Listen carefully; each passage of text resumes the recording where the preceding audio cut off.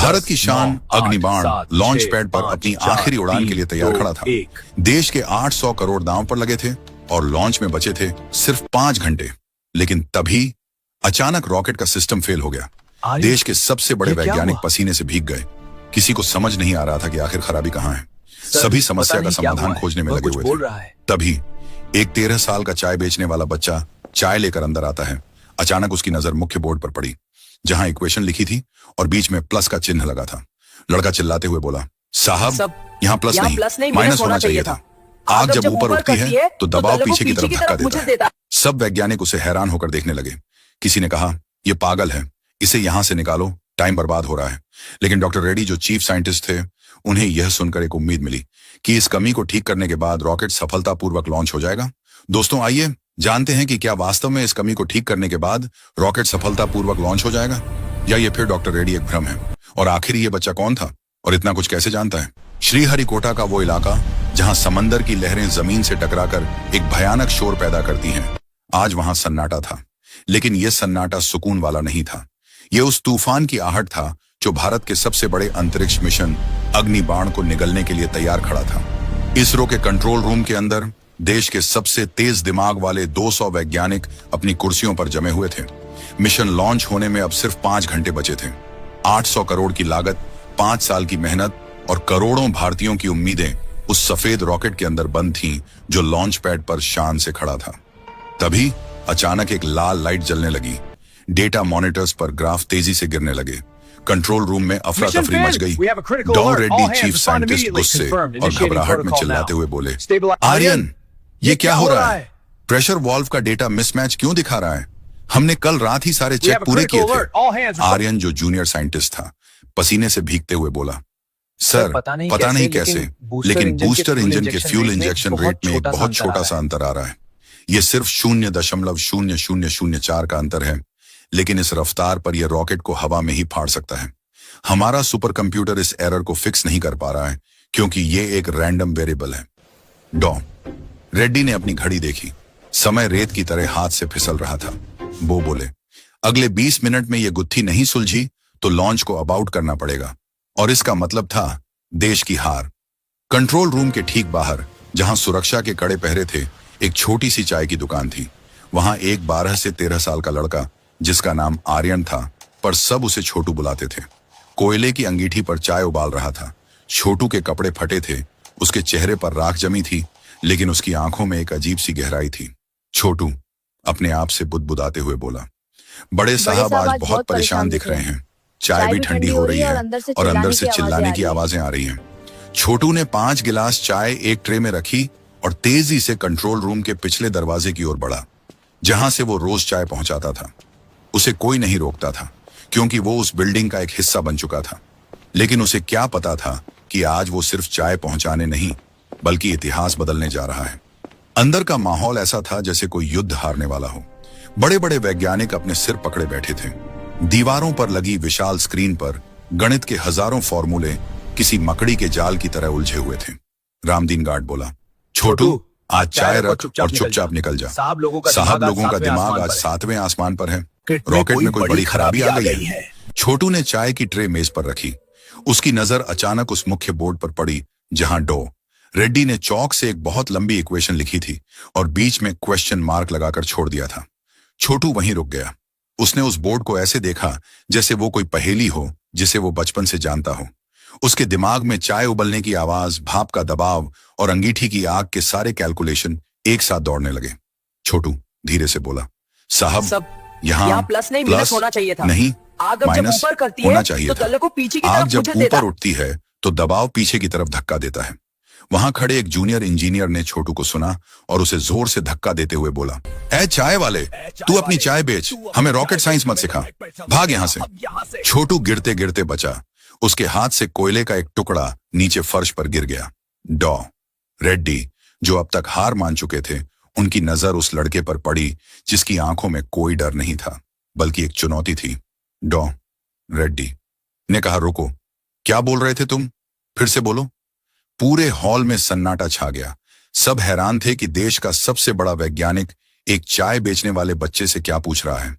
Control room में मौजूद हर शख्स की सांसें थम गई थीं। डॉ रेड्डी, जो अब तक पसीने से तरबतर थे, अपनी कुर्सी से उठे और धीरे धीरे छोटू की तरफ बढ़े। छोटू के हाथ में अब भी वो कोयले का काला टुकड़ा था जिसे उसने जमीन से उठाया था। डॉ रेड्डी धीमी लेकिन गंभीर आवाज में बोले, बेटा, तुमने अभी कुछ कहा, दबाव और आग के बारे में? फिर से कहूं?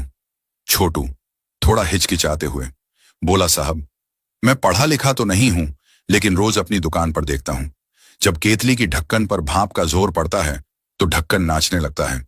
अगर मैं केतली की नली को थोड़ा दबा दूं तो भाप पीछे से ढक्कन को उड़ा देती है। आपके उस बोर्ड पर जो लिखा है उसमें आग का दबाव बाहर निकल रहा है, लेकिन हवा उसे अंदर की तरफ धकेल रही है। अगर आप उस प्लस को माइनस कर दें तो गणित बैठ जाएगा।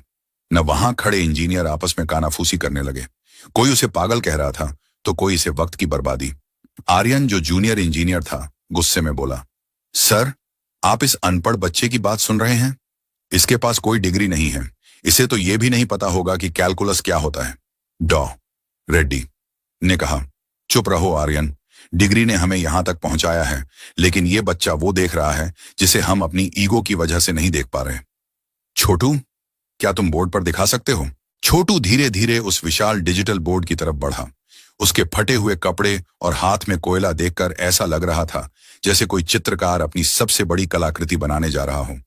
उसने बोर्ड के एक कोने में, जहां जगह खाली थी, कोयले से रगड़ना शुरू किया।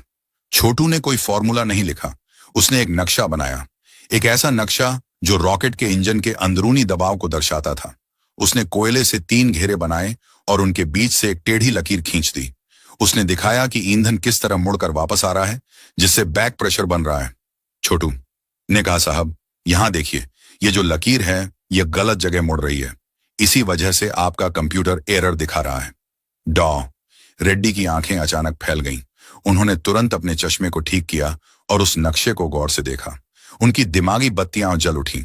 उन्होंने महसूस किया कि जो वेरिएबल उनका सुपर कंप्यूटर नहीं पकड़ पा रहा था, वो असल में इंजन की बनावट में एक सूक्ष्म फ्लूइड डायनामिक्स की गलती थी। डॉ रेड्डी चिल्लाते हुए बोले, आर्यन, तुरंत सिमुलेशन मॉड्यूल खोलो, छोटू के बताए पैरामीटर्स को माइनस वैल्यू के साथ इनपुट करो, अभी। आर्यन ने झिझकते हुए कीबोर्ड पर उंगलियां चलाईं। पूरे हॉल में कंप्यूटर के पंखों की आवाज गूंज रही थी। स्क्रीन पर एक लोडिंग बार चलने लगा। 10%, 40%, 80%।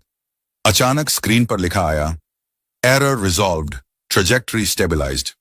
गलती सुधर गई, रास्ता स्थिर है। पूरे कंट्रोल रूम में जैसे बिजली दौड़ गई। जो काम 200 वैज्ञानिक 2 दिनों से नहीं कर पाए थे, वो एक 13 साल के बच्चे ने कोयले के एक टुकड़े से कर दिखाया था। डॉ रेड्डी ने अपनी सीट पर गिरते हुए एक गहरी सांस ली। उनकी आंखों में खुशी के आंसू थे। डॉ रेड्डी ने कहा, मिरेकल, ये एक चमत्कार है। छोटू, तुमने आज सिर्फ एक रॉकेट नहीं बल्कि भारत की इज्जत बचा ली है। लेकिन छोटू के चेहरे पर कोई गर्व नहीं था। वो बस अपनी खाली चाय की ट्रे उठाने लगा। उसने बहुत मासूमियत से कहा, साहब, काम हो गया हो तो मैं जाऊं? मां इंतजार कर रही होगी, उसकी दवाई का वक्त हो गया है। डॉ रेड्डी का दिल भर आया। उन्होंने छोटू का हाथ पकड़ा और उसे अपनी कुर्सी पर बिठा दिया। उन्होंने कहा, नहीं बेटा, आज तुम कहीं नहीं जाओगे। आज तुम इस मिशन के सबसे बड़े गवाह बनोगे। तभी कंट्रोल रूम का मुख्य दरवाजा खुला और सिक्योरिटी हेड अंदर आए। उन्होंने कहा, सर, लॉन्चिंग में सिर्फ 60 मिनट बचे हैं। प्रधानमंत्री कार्यालय से फोन है, वो अपडेट मांग रहे हैं। डॉ रेड्डी, उन्हें कह दीजिए कि रॉकेट उड़ने के लिए तैयार है, और यह भी कहिए कि आज इस रॉकेट का असली पायलट हमें मिल गया है। लेकिन कहानी यहां खत्म नहीं हुई। जैसे ही लॉन्च की तैयारी शुरू हुई, एक और समस्या खड़ी हो गई। समंदर की तरफ से आने वाली हवाओं की रफ्तार अचानक बढ़ गई थी। अगर रॉकेट अभी लॉन्च नहीं हुआ तो अगला लॉन्च विंडो 6 महीने बाद आएगा। कंट्रोल रूम की खिड़कियों के बाहर समंदर की लहरें अब ऊंची उठ रही थीं। तेज हवाओं के झोंके श्रीहरिकोटा के तट से टकरा रहे थे।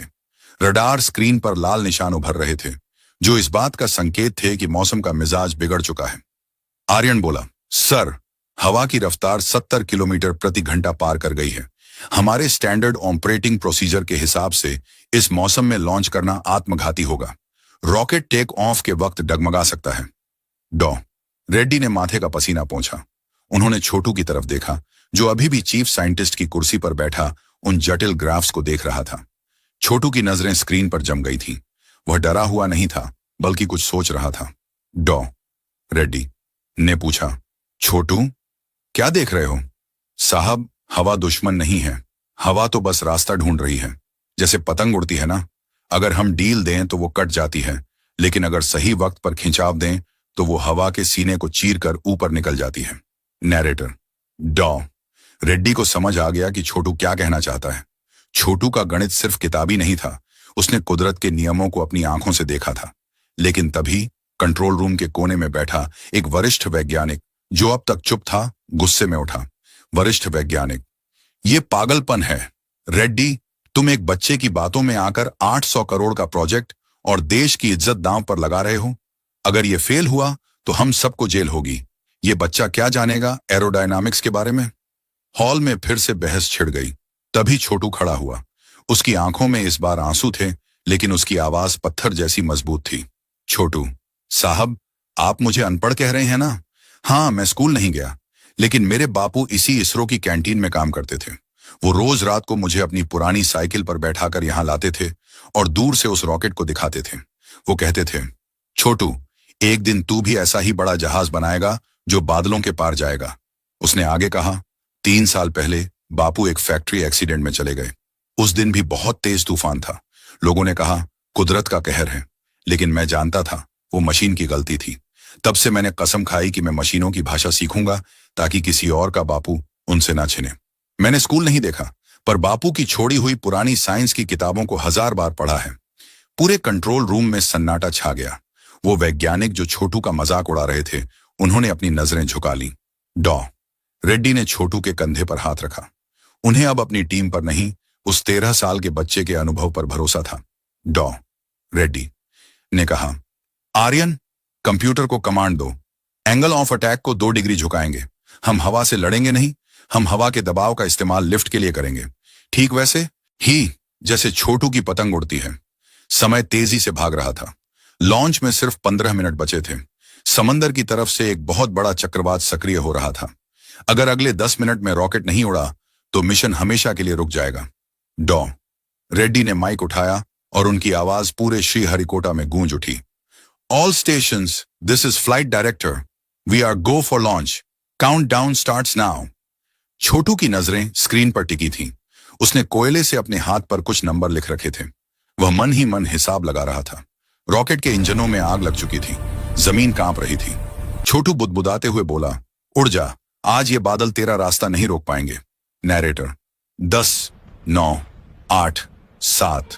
रॉकेट के निचले हिस्से से सफेद धुएं का विशाल पहाड़ निकला।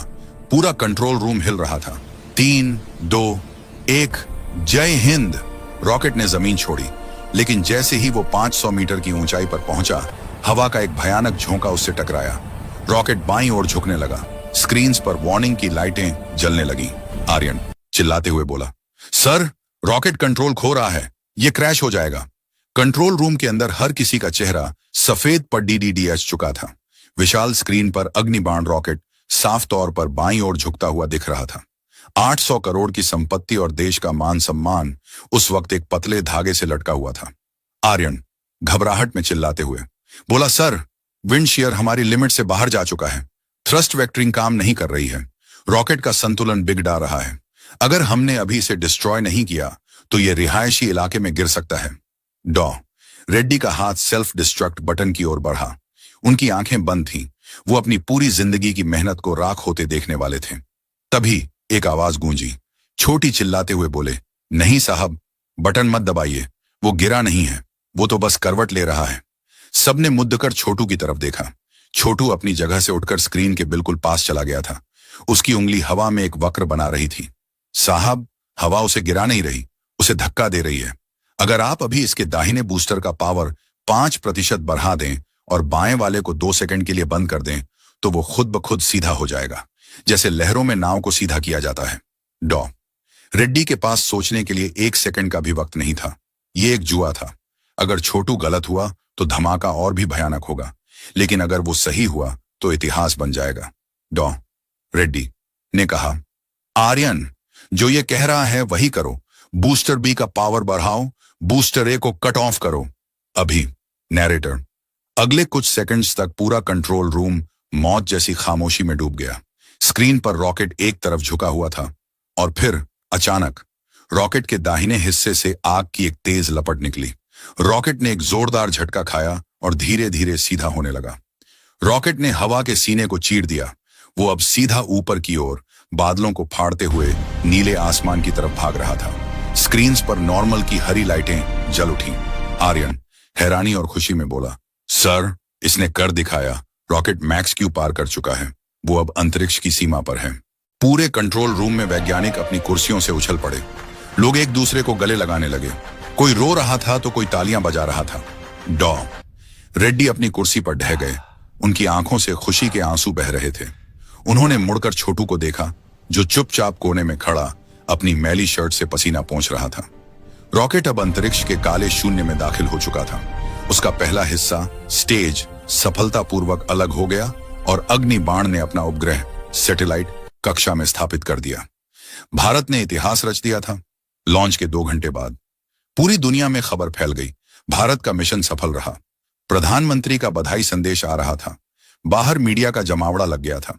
हर कोई उस जीनियस डॉक्टर रेड्डी से मिलना चाहता था। लेकिन डॉ रेड्डी कंट्रोल रूम के पिछले दरवाजे से बाहर निकले। उनके साथ आर्यन और कुछ अन्य वैज्ञानिक भी थे। वो सीधे उस छोटी सी चाय की टपरी पर पहुंचे। वहां छोटू अपनी केतली साफ कर रहा था। उसके पास एक पुरानी रेडियो बज रही थी, जिस पर न्यूज आ रही थी कि रॉकेट सही सलामत पहुंच गया है। छोटू मुस्कुरा रहा था। पीछे से एक आवाज आई, छोटू। छोटू ने पीछे मुड़कर देखा। उसने देखा कि देश के सबसे बड़े वैज्ञानिक उसके सामने खड़े हैं। छोटू घबरा गया। उसने सोचा शायद उससे कोई गलती हो गई। डॉ रेड्डी ने कुछ नहीं कहा। उन्होंने धीरे से अपना हाथ उठाया और छोटू के फटे हुए कपड़ों के सामने अपनी कमर सीधी की। डॉ रेड्डी ने छोटू को एक कड़क सैल्यूट ठोका। उनके पीछे खड़े आर्यन और बाकी सभी वैज्ञानिकों ने भी एक साथ अपने हाथ माथे पर लगा लिए। एक चाय बेचने वाले बच्चे के सम्मान में भारत के सबसे बड़े वैज्ञानिकों की टोली झुकी हुई थी। छोटू ने घबराते हुए कहा, साहब, ये क्या कर रहे हैं आप? मैं तो बस चाय वाला हूं। डॉ रेड्डी मुस्कुराते हुए बोले, नहीं छोटू, आज तुम चाय वाले नहीं हो। आज तुम इस देश के सबसे बड़े शिक्षक हो। तुमने हमें सिखाया कि ज्ञान स्कूल की दीवारों में नहीं, आंखों की जिज्ञासा में होता है। छोटू की आंखों में आंसू थे, पर ये आंसू दुख के नहीं, उस पहचान के थे जिसका सपना उसके बापू ने देखा था। डॉ रेड्डी बोले, छोटू, तुम्हारे बापू आज जहां भी होंगे उन्हें तुम पर गर्व होगा। लेकिन अब तुम्हारी असली उड़ान शुरू होगी। तुमने हमारा मिशन बचाया है। अब ये देश तुम्हारा भविष्य संवारेगा। अगले ही पल इसरो के गेट के बाहर हजारों कैमरों की लाइटें चमक उठीं। डॉ रेड्डी छोटू का हाथ थामे बाहर निकले। पूरी दुनिया हैरान थी कि वो छोटा सा लड़का, जिसके पैरों में चप्पल तक नहीं थी। डॉक्टर रेड्डी ने माइक संभाला और पूरी दुनिया के सामने ऐलान किया, यह मिशन अग्निबाण मेरा नहीं, इस बच्चे का है। अगर आज छोटू ना होता तो हमारे पास जश्न मनाने के लिए कुछ नहीं बचता। मैं भारत सरकार से गुजारिश करता हूं कि इस हीरे को तराशने की जिम्मेदारी अब देश की है। उस रात छोटू जब अपने घर पहुंचा तो उसकी मां टूटी हुई खाट पर लेटी उसका इंतजार कर रही थी। टीवी पर हर न्यूज चैनल पर उसके बेटे की तस्वीर चल रही थी। छोटू ने दौड़कर अपनी मां के गले लग गया। छोटू, मां, देखो, बापू का सपना पूरा हो गया। अब तुम्हें दवा के लिए किसी के आगे हाथ नहीं फैलाने पड़ेंगे। उसकी मां ने कांपते हाथों से छोटू का चेहरा चूमा। उसकी आंखों में वो सुकून था जो सालों की गरीबी और बीमारी के बाद पहली बार आया था। तभी घर के बाहर बड़ी बड़ी गाड़ियों के रुकने की आवाज आई। प्रधानमंत्री कार्यालय से विशेष दूत आए थे। उन्होंने छोटू को एक सरकारी दस्तावेज सौंपा। भारत सरकार ने छोटू की मां के इलाज का पूरा खर्च उठाने और छोटू को देश के सबसे प्रतिष्ठित स्कूल और आगे चलकर स्पेस इंजीनियरिंग की पूरी पढ़ाई का स्कॉलरशिप देने का फैसला किया था। वक्त तेजी से गुजरा। 10 साल बीत चुके थे। श्रीहरिकोटा के उसी लॉन्च पैड पर एक बार फिर हलचल थी। इस बार मिशन था मंगलयान 2। कंट्रोल रूम के अंदर मुख्य कुर्सी पर एक नौजवान बैठा था। उसने सफेद एप्रन पहना था। गले में इसरो का आधिकारिक पहचान पत्र था और उसके हाथ में अब कोयला नहीं बल्कि एक डिजिटल पेन था। यह कोई और नहीं बल्कि डॉ आर्यन थे, वही लड़का जिसे कभी दुनिया छोटू कहकर पुकारती थी। डॉ रेड्डी, जो अब रिटायर हो चुके थे, पीछे खड़े होकर बोले, तैयार हो डॉक्टर? डॉ आर्यन छोटू मुस्कुराते हुए बोला, तैयार हूं सर। इस बार कैलकुलेशन में कोई प्लस या माइनस की गलती नहीं है। रॉकेट ने एक बार फिर आसमान का सीना चीर दिया, लेकिन इस बार छोटू चाय लेकर नहीं बल्कि कमान लेकर खड़ा था। उसने साबित कर दिया था कि हुनर महलों या बड़ी डिग्रियों की जागीर नहीं है। हुनर तो उस कोयले जैसा है जो तपकर हीरा बन जाता है।